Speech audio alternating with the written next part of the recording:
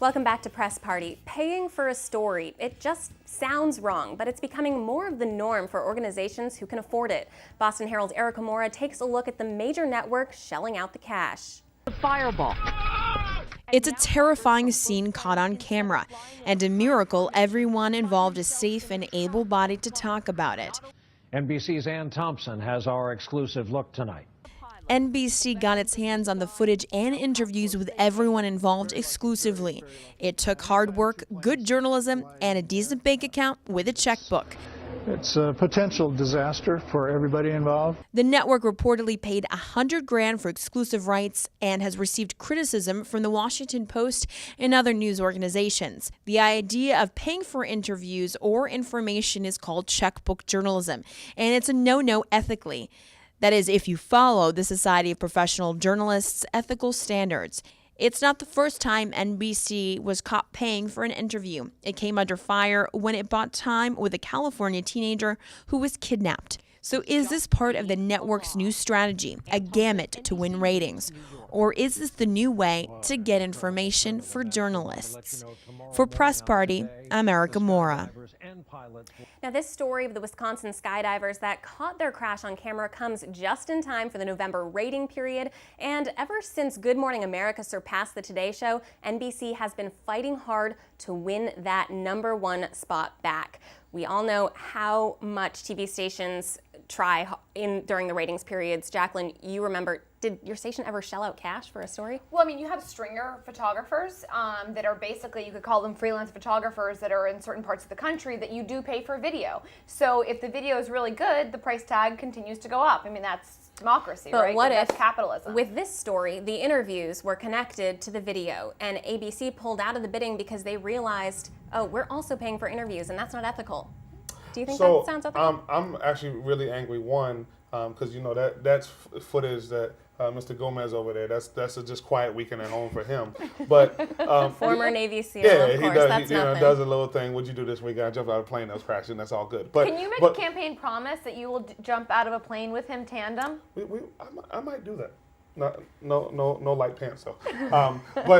But ethical issue, is it? The ethical issue. One, I'm actually upset that I haven't got my Boston Herald check. I'm actually going to have to speak to the folks over there.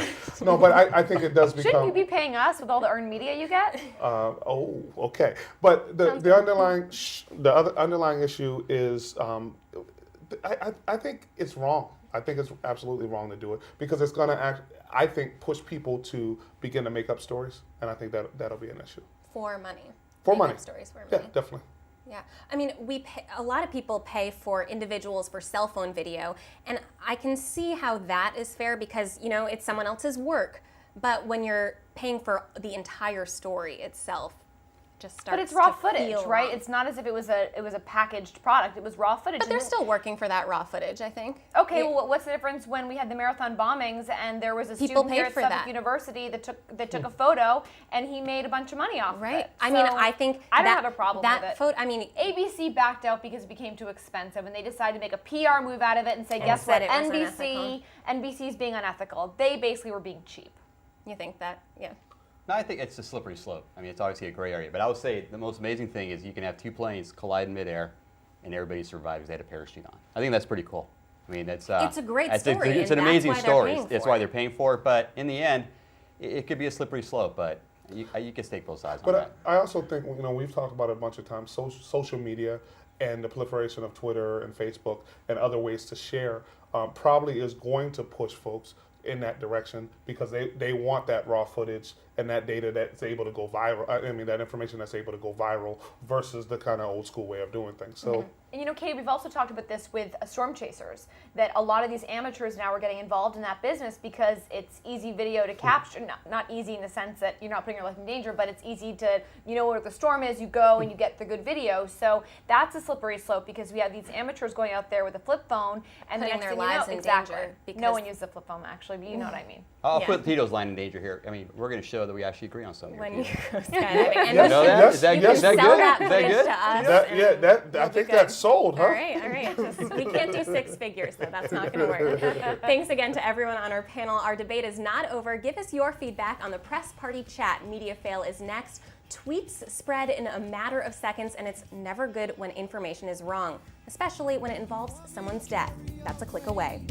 You're gonna have to pay